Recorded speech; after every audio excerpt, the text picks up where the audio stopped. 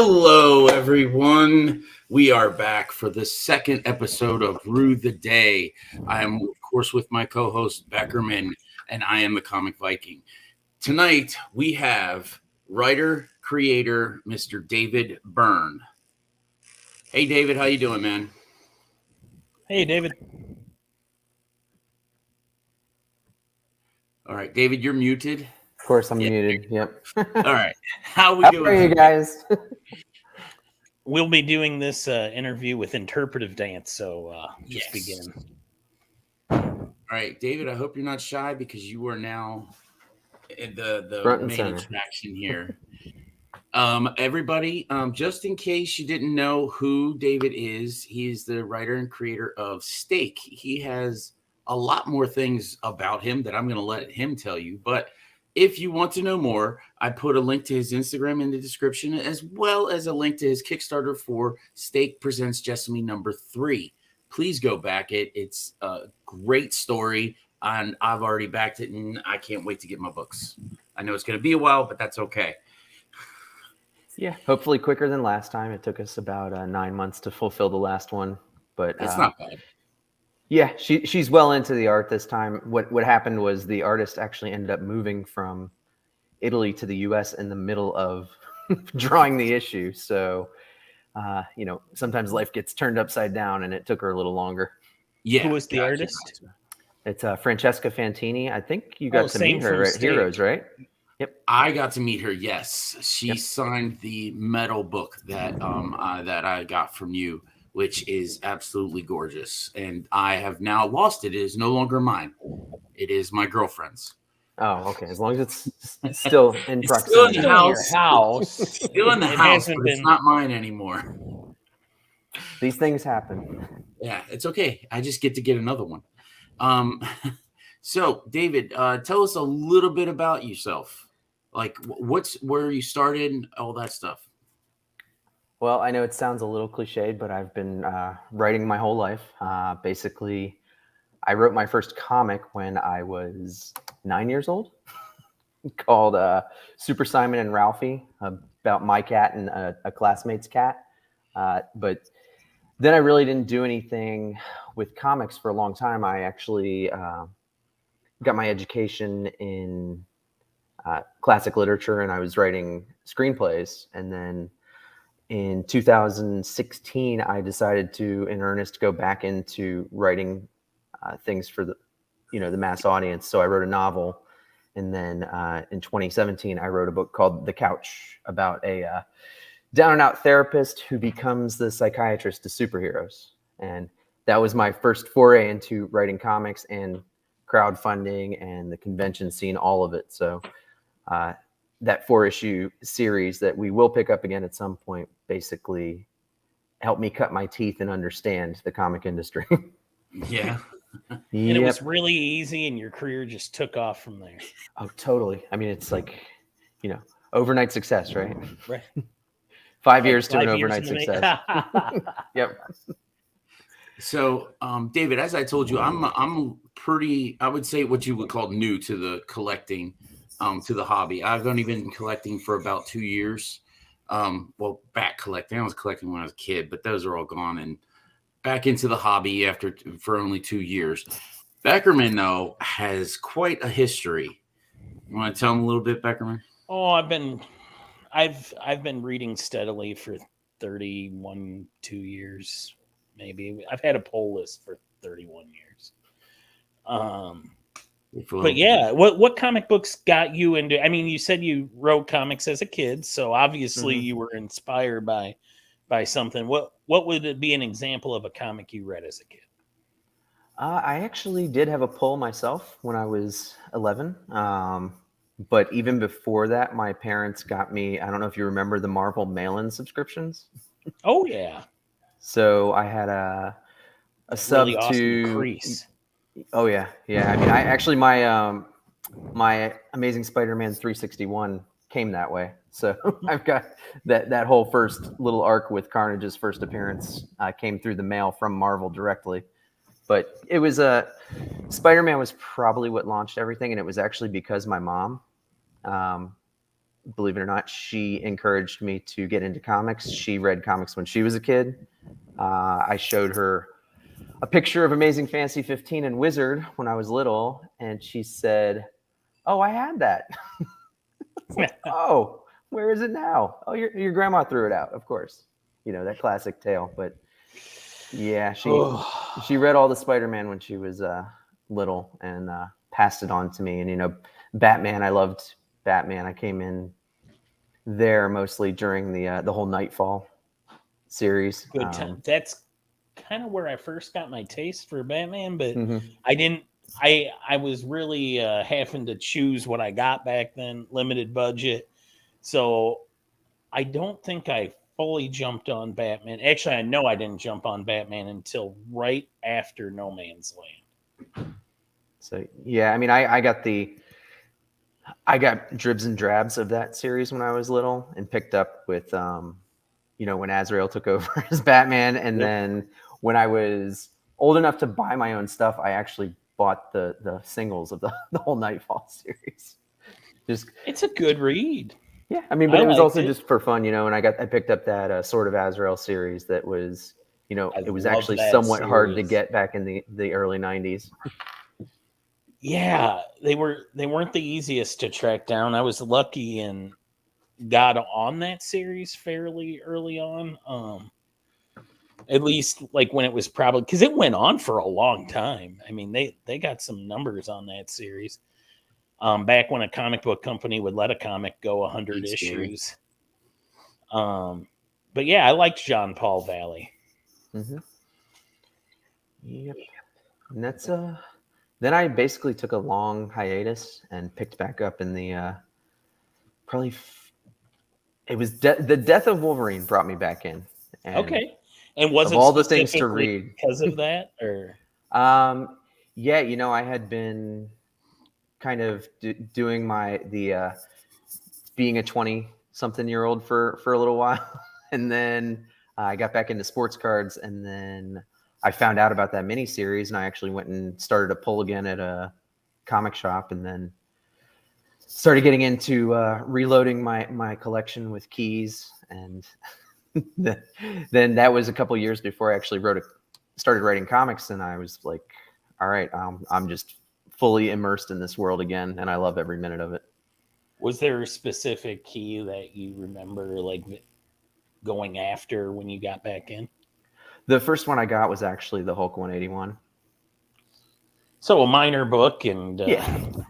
I mean, but you have to remember, even just back then, it wasn't Yeah. break the bank expensive. nope.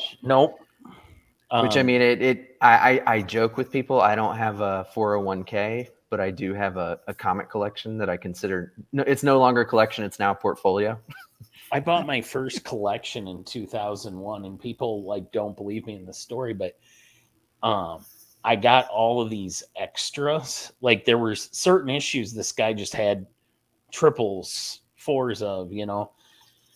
So I had so many Iron Man #1s, and it was like a $50 book in 2001. I gave them out as Christmas presents to my comic book friends. And I don't know how to ask Joe for them back. Oh, geez. You don't ask. You just tell. You just say. No. Hey, remember that Iron Man 1 I loaned you? Yeah. It was wrapped. It was wrapped, and so what do you currently do now aside from write Steak? I actually, believe it or not, I'm a realtor, and I do consulting for pharmaceutical companies. Oh, okay. Wow. So yeah, and just in the last couple of weeks, I actually I was with Scout Comics, and now I am focusing more on creating. So I've taken a step back from that, so I can get back into more of a full-time creation. Okay. All right. Now you've written other stuff, other comics other than Steak, correct? Yes. Not Yeah, just I mentioned the one couch. you wrote when you were 9, but Yep, and I mentioned the couch, which launched my my comic writing career, and then okay.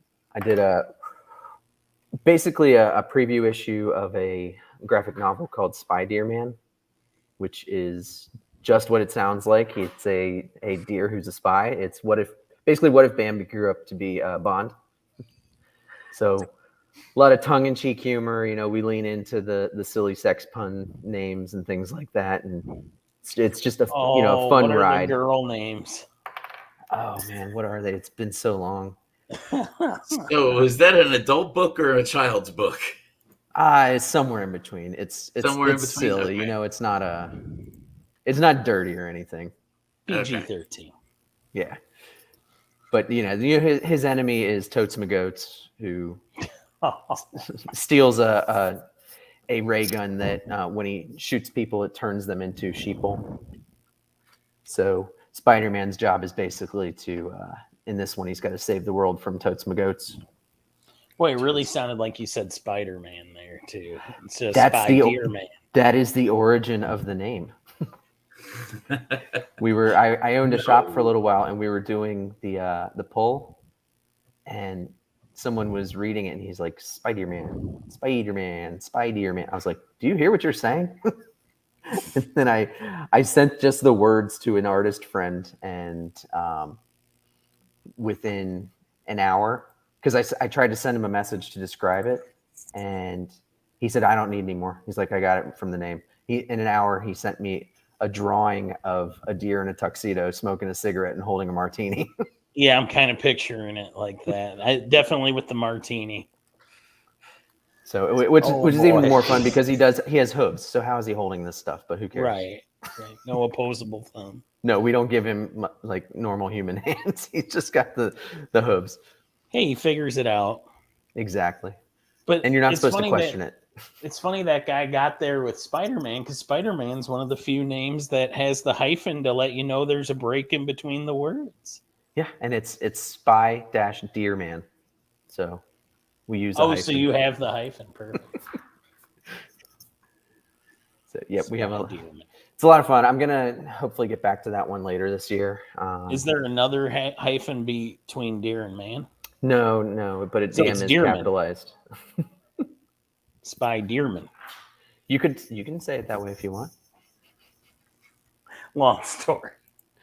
I mean, his name is actually John Buck. So.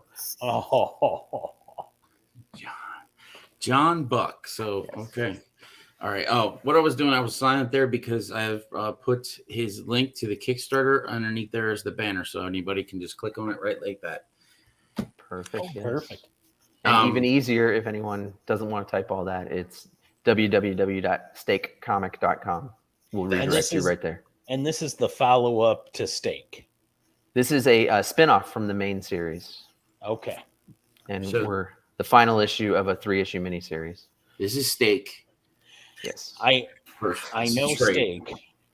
And then there's I just started it this weekend. Stake presents Jessamy. That's 1, 2. So I'll have to get that. Can you get Jessamy 1 and 2 from the page? Yeah, and we actually have a really cool connecting set from Aranga Devasurendra. Oh, Aranga. So I'm friends with Ken Carson. Yes, we're actually going live tomorrow on 4C. Oh, are you? Aranga, yes. I worked the 4C booth at Planet Comic Con in case. Okay, great. Yeah, I wanted to go to that show, but I tried too late to get a table. We have a question. It's when's the next Giang variant? I'm not sure, but there will be another because he was going to do one for me recently and he fell behind, so he owes me one. He owes you one. All right. Yeah. I mean, we did just have one for canceled. That was a Hive exclusive that they did through Whatnot, and it had a carbon fiber and then an acrylic cover, which both turned out crazy. Yeah. They are also crazy expensive. That's what I've seen, and I'm lucky to have stashed two of each. So. Well, there you go. And I will be doing a crowdfunding for the next canceled issue where I will make one of each of those available. Oh, wow. Nice. So you mentioned you'll be on 4C tomorrow. What will you be doing on there? Since Aranga was one of the artists for he's a cover artist for the book, we'll be talking about the Kickstarter. I don't know if he'll be drawing or not, but I know he does have a stake sketch that he's got a fun way he's going to give it away. Oh, cool. So there will be I some original love art. Aranga. Very cool guy. Yep, I got to meet him at Heroes. He was really cool. He felt bad asking me for my autograph, and I was like, we both just exchanged copies of the book that we did together. And I was like, you can have as many of my signatures as you want. Please go sell the books with them that way. Make all the money you want, please. I gave him the only existing blank from Canceled because he did a cover for that as well, and told him to draw whatever. So this says, would you like to sell me one of your metal Canceled? We don't have any metaled ones. We only have we have the carbon fiber, which was limited to 30 printed, and the acrylic, which was 55 total. Yeah, so he probably meant acrylic. Mark's or carbon fiber, yeah. Probably just had him think it was metal. Yep, we will. Like I said, I only have 2 left of each. One of each will go into the vault forever, and then I'll probably, like I said, make one of each available on the crowdfunding campaign. Okay, I always take questions from the chat, so I'll stop one. Metal cover C thing. Okay. Same thing, metal and metal. What is your favorite burrito? Cole is wanting to know. Cole wants me to answer Cole because he's one of the comic burrito boys. He is. That's all he gets. I've already answered that question twice for them. Oh, really? Oh, okay. All right, good. That's cool. We save that for when I'm on the comic burrito.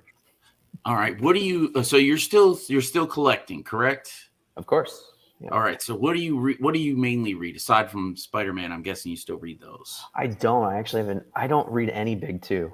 Good instinct. I really only read indies. And, I just meant Spider-Man. Oh. I have not heard great things lately, but no. I mostly read indie. Saga is the only thing I read consistently, just because up until very recently I didn't have any time to read. So I have like a year and a half worth of pull in my office that's just sitting there. Yep, I still have a box show up every month full of books. So for now, they just they go into a short box. I actually had my desk was about Beckerman, stop that. It was about 1.5 to 2 feet tall of 8 stacks of books that I had to go through and put in boxes that took me an entire weekend. Oh, wow. So we've been talking about the people you met at Heroes.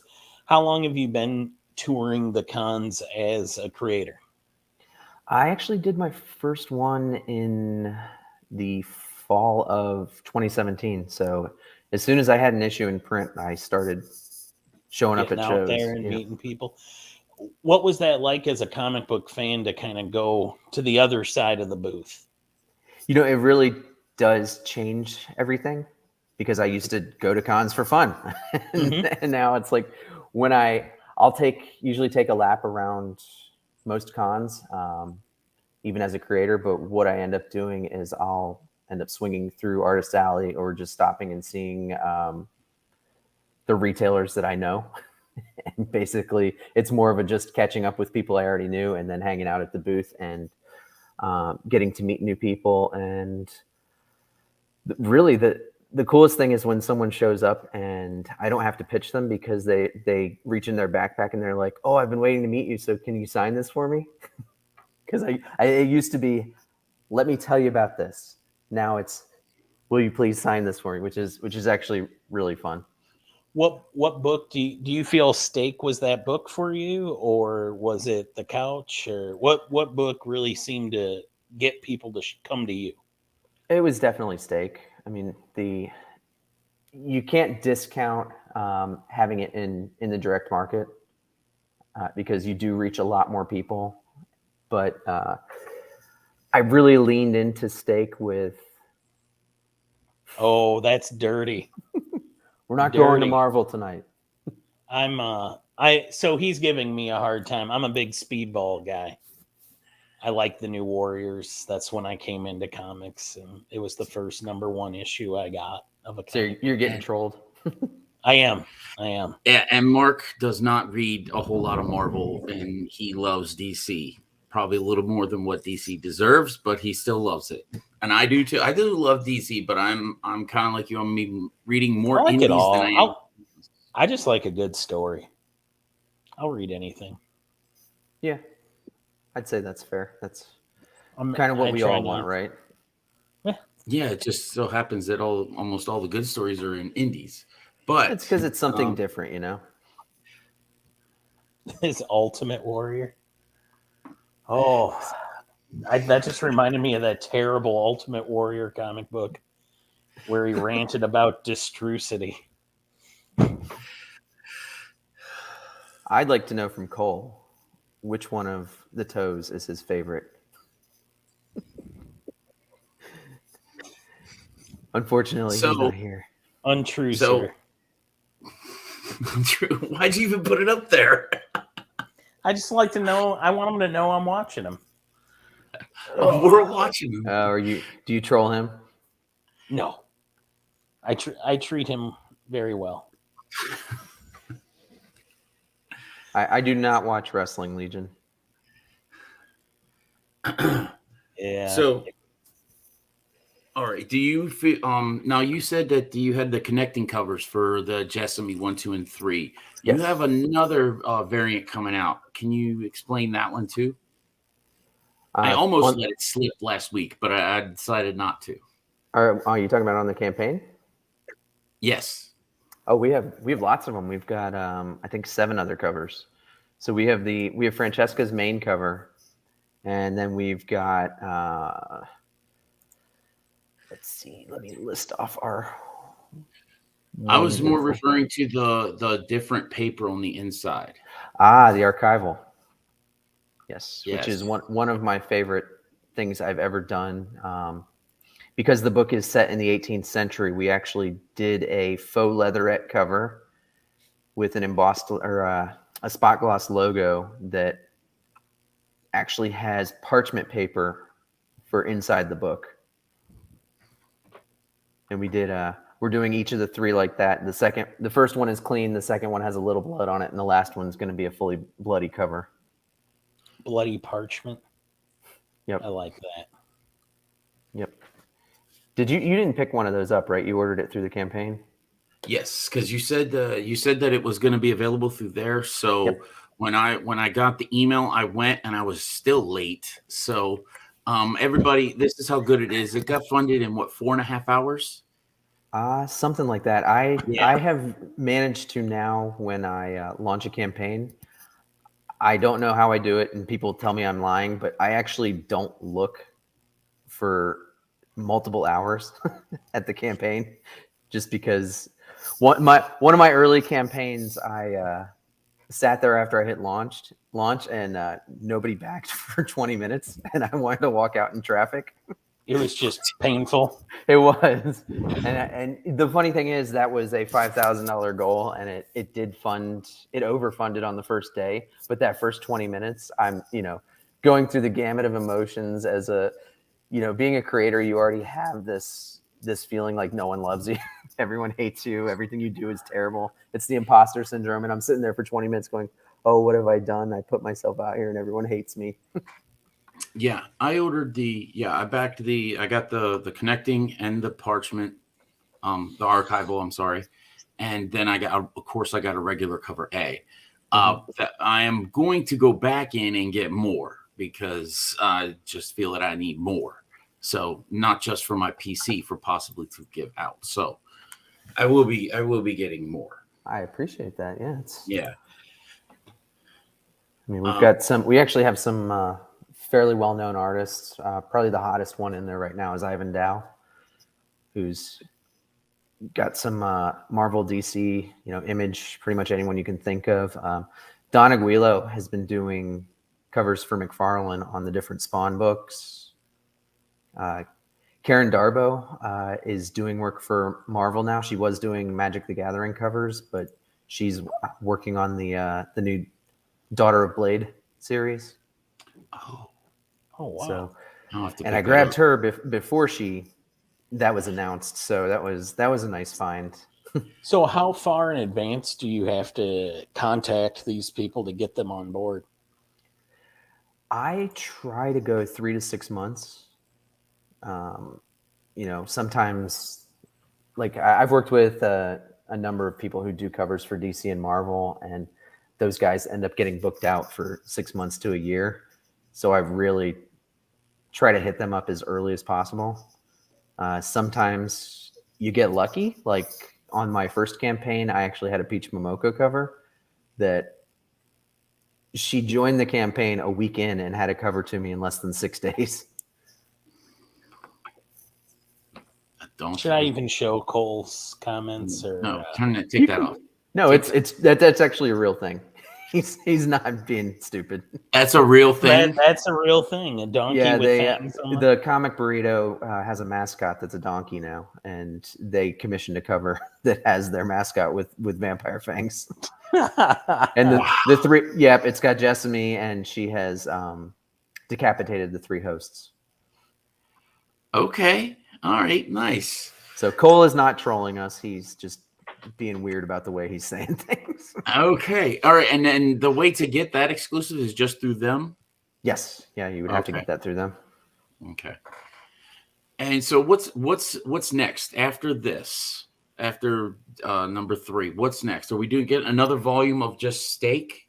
It's definitely not ended. So there will be at least 24 issues of Steak. So I have 4 volumes planned at the minimum. Okay. Is that because you already have 24 issues written? No.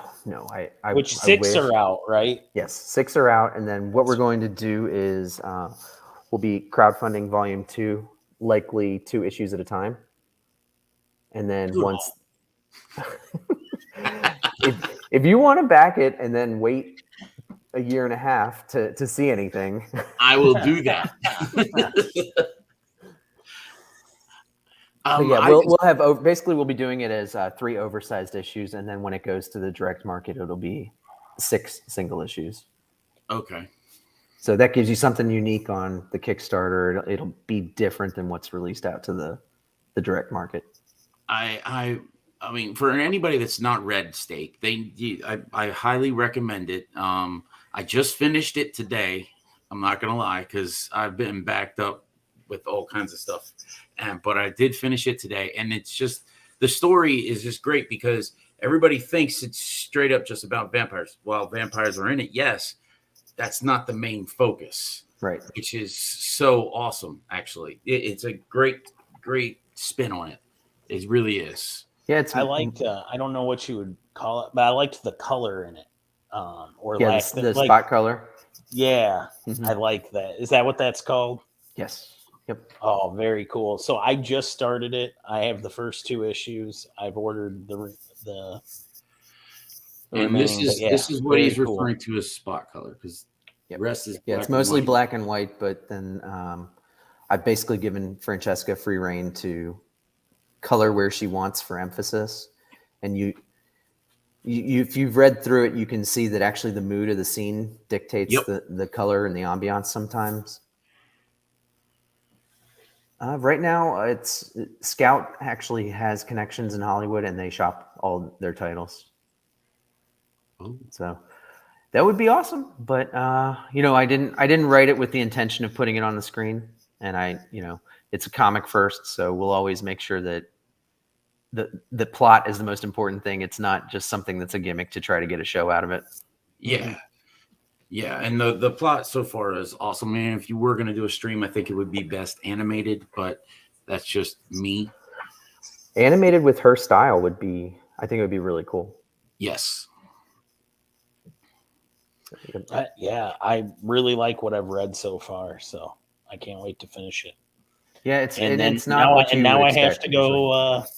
Now I have to go get on this Kickstarter, which I don't know if I've ever bought a book off Kickstarter before, so this will be. This is my first time ever backing anything on Kickstarter.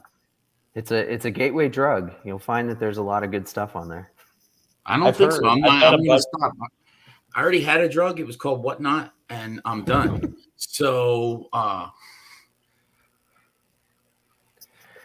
Yeah, Whatnot can. I was on there when I had COVID in December. Awesome. Yep. Yeah. No. And when I got COVID in December, I ended up spending a couple $1,000s on sports cards breaks because I couldn't sleep. Ooh. I didn't feel well. I was just sitting there on my phone watching them break the cards, and it's just a button. All you got to do is push the button and you win. Trey, don't buy anything off eBay. I got you. But where do you see Stake going after these? Do you feel that it's all just going to be Kickstarter funds? Like that's how it's going to go? No, we'll do the Kickstarters, and then down the line we'll put them out in comic shops. Okay. So this is as a creator, creating books is expensive. You actually got to see a lot of the different covers that I've had. They're not cheap. No, I can't believe that they would be. No. So yeah, Kickstarter is a way for creators to not only fund their books, but it's also a great way to interact. Because you probably saw I sent you a personal thank you for backing. I literally do that with every single person who backs. I send them a message. I'm always available for them. I love interacting with people. I've got fans that started with the couch, have been with me the whole time, and they know anytime they reach out to me, I'm going to respond. Which, I mean, to me, that's what it should be all about. If you're creating, it's for the love of creating, but also getting in front of people and talking to them about something that you both love. There you go. What do you say? But we've got the first volume of Stake is on Scout Comics, and you can use code Burrito for 10% off. Oh wow! Okay, there you go, guys. First volume right there, 10% off. What the heck, Alan? I don't get 10% off of anything for being part of this. I'm just saying, no answer like for that. a sandwich punch card with a couple bunches knocked off of it. Hey man, you signed the contract, not me. You should have read it better. I should have negotiated at least for like a Mr. Good Sense sub or something. I tell you what, while I'm sitting here, I'll go on my personal website and create a Viking 10 discount code. Oh wow! Woohoo! Actually, you know what? I'll one better you. I'll do a Viking 20.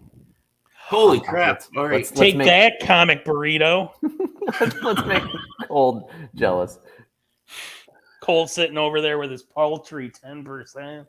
I'm up here in the clouds with 20. 10%. And you said that's Viking 20? Viking 20, and it's for davidAbyrne.com, so it'll only be my stuff.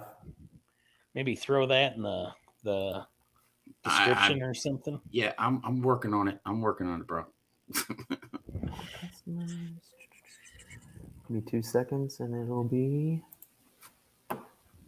live.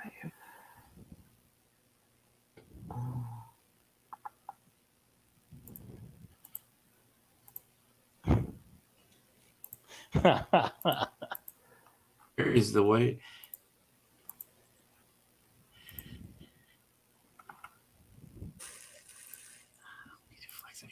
There's the website to David's. There's the link to David's website. Sorry, I'm a little nervous. So if you've heard about Stake from us talking about it tonight, and you want to go pick them up or any of the other great stuff David has on his website, get over there.